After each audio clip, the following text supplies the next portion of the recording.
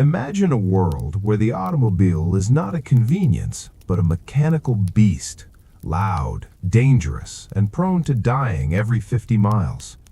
There are no gas stations, there are no motels. In most of the world, there are not even roads. Now, imagine taking that primitive machine and deciding to drive it from Times Square in New York City to the Eiffel Tower in Paris. Westward, across the entire United States, the frozen wastes of Alaska, the treacherous expanse of Japan, the bandit-ridden steppes of Siberia, and the entirety of Europe. This is not fiction. This is the true story of the 1908 New York to Paris race, a journey so perilous, so absurd, and so heroic that it redefined the limits of human endurance and mechanical engineering. It was a race of 6 cars, 3 continents, and 22,000 miles of hell. And it all began with a simple question: can a machine conquer the world? February 12, 1908, Times Square, New York City. The air was frigid, biting at the exposed skin of the 250,000 spectators who had packed into the square. They hung from lampposts, leaned out of office windows, and crushed against the police barricades. The energy was electric, a mixture of patriotism and morbid curiosity. They were there to see the start of the greatest auto race ever conceived, sponsored by the New York Times and the French newspaper Le Matin. 6 cars sat idling, coughing smoke into the gray winter sky. There were 3 French entries, the Dion Bouton, the Moto Block, and the tiny one-cylinder César Naudin. They looked elegant but fragile. There was the Italian entry, the Zust, a formidable machine that looked more like a locomotive than a car.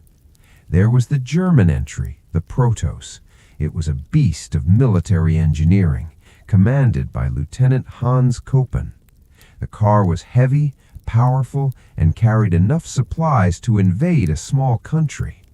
And then there was the American hope, the Thomas Flyer. The Flyer was a stock 1907 model, pulled off the factory floor in Buffalo just days before. It was a 60-horsepower Greyhound, painted a dull gray to hide the inevitable mud. At the wheel sat Montague Roberts, a man with nerves of steel and a mechanic's touch. Beside him was George Schuster, the mechanic who would become the unsung hero of the voyage. They wore heavy fur coats, goggles, and an expression of grim determination. At 11:15 a.m., a gold pistol fired into the air. The crowd roared. A brass band played the Star-Spangled Banner, drowned out by the grinding of gears and the backfiring of engines. The 6 cars lurched forward, forcing their way through the sea of humanity, heading north toward Albany. The race had begun. Most experts predicted that not a single car would make it to Chicago, let alone Paris. The romance of the open road died exactly 20 miles outside of New York City. In 1908, the United States did not have a highway system. It barely had paved streets outside of major cities. What it had were roads that were essentially dirt paths carved by horse wagons. And in February, those paths were either frozen ruts that shattered axles or bottomless pits of mud. The tiny French César Naudin broke its differential within hours and was out of the race before it truly began. 1 down, 5 to go. The American team, driving the Thomas Flyer, realized quickly that this was not a race of speed. It was a war of attrition. As they crossed New York State and entered Ohio, they encountered the gumbo, a thick clay-like mud that gripped the tires like cement. "Dig!" Schuster would yell, leaping from the moving car. The crew would spend hours shoveling mud, placing wooden planks under the wheels, driving 3 feet, and then repeating the process. They slept in the car or in barns. They ate cold sandwiches. They drove for 20 hours a day. By the time they reached Indiana, the weather turned. A blizzard struck.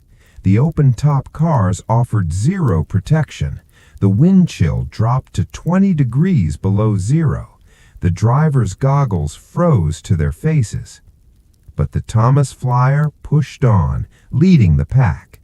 The German Protos, heavy and prone to breaking down, fell behind. The French and Italians struggled to find gasoline in rural America, relying on farmers who had never seen an automobile before to sell them benzene or cleaning fluid. The Americans had one advantage: the terrain was their home. When the roads disappeared in Iowa, Roberts drove the Thomas Flyer onto the railroad tracks, bumping along the wooden ties for miles, risking a collision with a freight train just to keep moving west. They reached San Francisco in 41 days, a feat considered miraculous, but the hardest part was yet to come. The original route proposed by the organizers was insanity. The plan was to drive up the coast of California, through Oregon and Washington, into Canada, and then across Alaska to the Bering Strait. The theory was that the Bering Strait would be frozen solid, allowing the cars to drive across the ice into Siberia. It was a beautiful idea on a map. In reality, it was a death sentence. The Thomas Flyer was shipped to Valdez, Alaska. As soon as the car was unloaded onto the dock, the team looked around. There were no roads. There was only snow, 6 feet deep, and jagged mountains. The frozen Bering Strait was a shifting, chaotic mess of ice floes that would swallow a car in seconds. "We can't drive here," Schuster said, looking at the wilderness. "We'll die." The race organizers, realizing their blunder, changed the rules on the fly. The teams were ordered to return to Seattle and take a steamer ship across the Pacific to Japan and then to Vladivostok, Russia. The race was reset. But due to the confusion, the American team had lost precious time traveling to Alaska and back. To compensate, the race committee awarded the Thomas Flyer a 15-day allowance. The Americans were back in the game, but the Germans were already moving. If the American roads were bad, Siberia was hell on earth. Landing in Vladivostok, the teams faced a landscape that was vast, empty, and hostile. It was springtime in Siberia, which meant the frozen ground was thawing into a swamp the size of a continent. The German team, led by Lieutenant Koppen in the Protos, made a controversial move. To bypass the impossible mud, they put their car on a Trans-Siberian railway train and shipped it through a particularly bad section. The Americans and the race committee were furious. The Germans were penalized 15 days for this maneuver, but they were physically ahead on the road. Now it was a chase. The Thomas Flyer was battered. The transmission was grinding. The fenders were falling off. George Schuster, now the primary driver after Roberts had to return to the U.S., was exhausted. The dangers were not just mechanical. One night, deep in the Manchurian wilderness, the Thomas Flyer was inching through a dark forest. Suddenly, the headlights caught the reflection of dozens of eyes. Wolves. A pack of timber wolves, starving and aggressive, began to chase the car. The Flyer couldn't outrun them on the muddy track. The mechanic, Miller, pulled out a revolver. "Steady!" Schuster shouted, struggling to keep the car on the path. Miller fired into the darkness. The flash of the gun illuminated the bared fangs of the pack. One wolf went down. The others hesitated, then fell back. The Americans sped up, hearts pounding, realizing that a flat tire here meant being eaten alive. They also faced bandits. In one Russian village, the locals attempted to mislead them into a swamp to rob them. Schuster, sensing a trap, brandished his pistol and demanded the true directions. The villagers, seeing the crazy Americans in their mud-caked iron beast, backed down. Fuel was a constant crisis. There were no gas stations in Siberia. The teams had to arrange for fuel drops by the Nobel Oil Company. Yes, that Nobel family. But often the depots were empty, where the fuel was contaminated with water. As they crossed the Ural Mountains and entered European Russia, the race narrowed down to two titans, the German Protos and the American Thomas Flyer. The Italian Zeus was still running but lagging far behind. The French had all retired. It became a proxy war for national pride. The Germans, methodical and disciplined, kept the Protos moving despite constant breakdowns.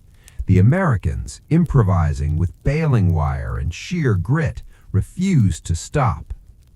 At one point, the Thomas Flyer's transmission gear shattered. They were stranded in the middle of nowhere. Schuster, refusing to quit, removed the transmission, found a local blacksmith who primarily shod horses, and managed to forge a replacement gear out of raw steel. It was ugly, it was loud, but it worked. They drove through Moscow, greeted by cheering crowds, and pressed on toward St. Petersburg. The Germans arrived in Paris first on July 26, 1908. They were celebrated as the victors. Champagne flowed. Lieutenant Koppen was toasted as a hero. But wait, the race committee convened. They calculated the penalties and allowances. The Germans were penalized 15 days for using the train in Siberia. The Americans were granted a 15-day allowance for the futile trip to Alaska, which they were ordered to take by the committee. This meant that if the Thomas Flyer arrived in Paris within 30 days of the German car, the Americans would win. The Thomas Flyer was currently in Germany, grinding toward the French border. They had plenty of time, but the car was falling apart. The headlights were broken, the seats were rotted, the tires were shreds of rubber held together with leather straps. Schuster didn't sleep. He drove like a man possessed. On July 30th, 1908, 4 days after the Germans, the Thomas Flyer roared into the streets of Paris. The scene in Paris was chaos. A gendarme, or police officer, seeing the headlightless, mud-covered monster roaring down the street, tried to stop the Thomas Flyer for a traffic violation. Schuster didn't speak French. He simply yelled, "New York to Paris! New York to Paris!" The crowd realized who they were. They surged forward, lifting the Americans out of the car. They had done it. They had covered 16,930 kilometers, over 10,500 miles by land. They had driven for 169 days. They had conquered snow, mud, mountains, wolves, and bandits. When the final calculations were made, the United States was declared the winner by a margin of 26 days. The 1908 New York to Paris race remains the longest motorsport event in history. It proved that the automobile was not just a toy for the rich, but a viable mode of transportation that could connect the world. The winning car, the Thomas Flyer, was saved from a scrapyard decades later and restored. Today, it sits proudly in the National Automobile Museum in Reno, Nevada, a silent testament to the time when men made of iron drove ships of steel across a world that wasn't ready for them. It was a race that should have been impossible. But as George Schuster said upon arriving in Paris, covered in the dust of 3 continents. We just kept driving.